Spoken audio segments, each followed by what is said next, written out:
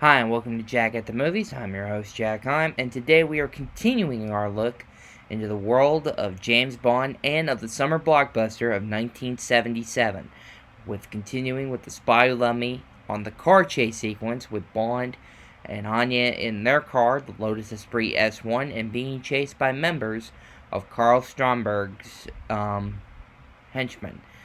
Karl Stromberg is our villain in this film, played by Kurt Jurgens, who was originally going to be Ernst Stavro Blofeld. If you do not know who Blofeld is the number one of Spectre, the evil organization that Bond went against in the original Fleming novels, from Thunderball till You Only Live Twice. But The Spy Who Loved Me is a great film, and I think you should watch the sequence. And if you this is also the beginning of the Wile E. Coyote and Roadrunner sequence type of humor. So if you hear me laughing, it's because I'm laughing at some of the stuff, also because I love this type of slapstick and this type of humor. But the footage here is not owned by me. It's owned by MGM, United Artists, Eon Production, Danjaq, and Amazon, which now own MGM since the buying of it last year in 2021. So here we go with the Spy Who Loved Me car chase sequence. Let's roll it. Been following us for the last mile.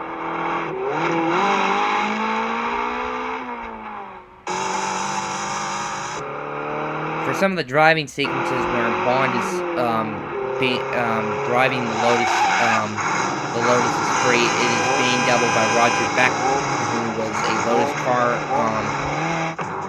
Lotus Motor Car Company employee who was asked by Colin Chapman, who was the chairman of Lotus, to bring down some cars, and they used his car for a sequence in the movie. But for some of this, the stuntman who was doubling for the driving could not drive the car very fast, and so he decided to get in to double for Roger in the sequence, in this whole sequence.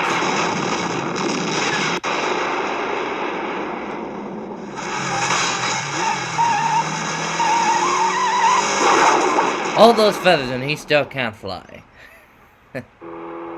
All those feathers and he still can't fly.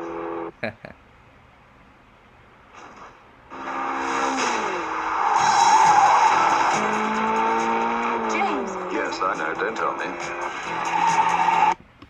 And also in this film, that would continue with Moonraker, and if you count the video game Everything or Nothing, Richard Kiel, who plays the 7'2"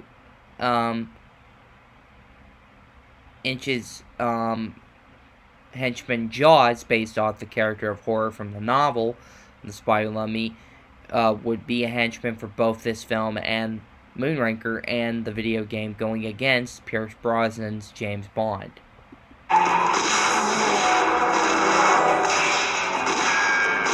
sound effects are a bit dated. Instead of, like, if you saw a movie like Dirty Harry in the 70s, you heard a different type of sound effect, or if you watched a film like Indiana Jones, that sound effect is a little bit different because it was done by Ben Burtt. Whoa, what's he doing? They can't see anything.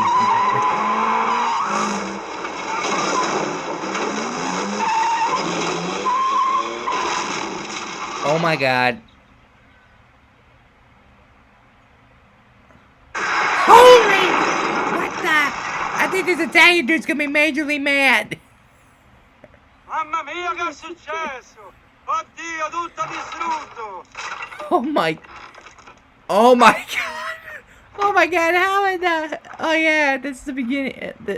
This is not the first time that he does that. Jaws survives being hit by a bunch of stone, like Egyptian builders, and then goes out a train window after he almost came for a quick bite.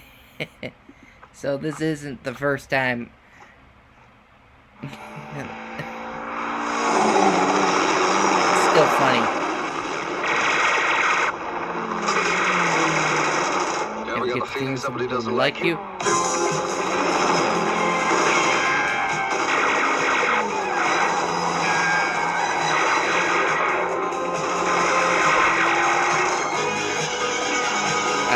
score in this film was still done by Marvin Hamlish, who brings a different type of sound than John Barry, but for the chase sequence, it brings a different type of feel to the 007 theme and to the Bond 77 theme. In this sequence.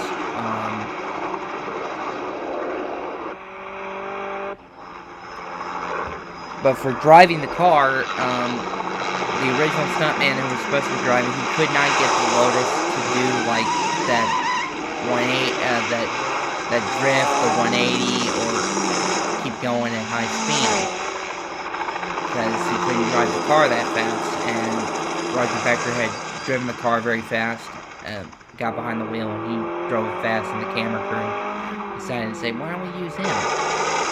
But for this shot, he had to put the car down. He was doing about 70 or 80 miles an hour, and then when the special effects people hit the explosions to be simulating the gunshots,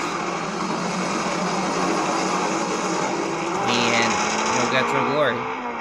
But for this spot, they did a mix of both actual driving with Becker behind the wheel, but he stopped. But then in the Bahamas, for the next stuff with Derek Meddings and a model unit, they used a number of 7 shelves of the car for the underwater part, and miniatures too.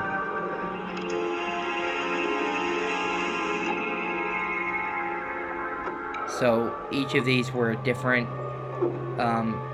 version of the car. And they did have a version that was done by Perry Submarines, which could actually move and do actual driving underwater, but it was totally submerged, totally filled up to the brim. So they had to have oxygen masks and regulators and oxygen tanks to breathe while driving. It's time we said goodbye to an uninvited guest.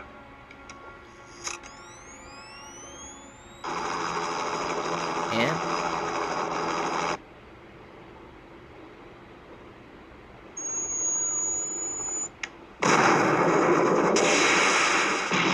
That was a miniature helicopter that they blew up.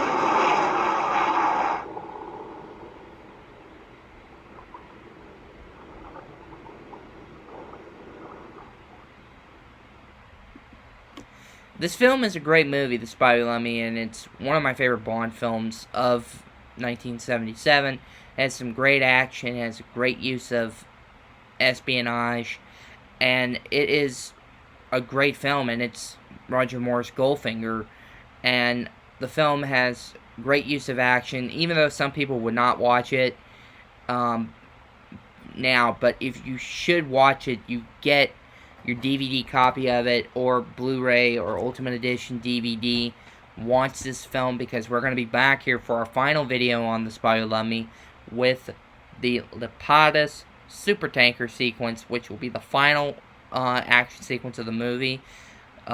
Because I don't want to spoil the ending. If you have not seen it, go watch it, or watch the review from Jeroen, Dutch Bond fan, or hear other points from Joe Darlington of Being James Bond with him and Scott review on The Spy Who Loved Me, or watch The Spy Who Loved Me both with hearing review from Jeroen, and also the first time watch with his girlfriend on Dutch Bond fan. So until next time, this has been Jack Heim at Jack at the Movies saying, until next time, we'll see you around. And if you want to put your favorite movie or any type of film that you want me to look at, I will put it in the comments, and like and subscribe to the channel. Until next time, we'll see you around.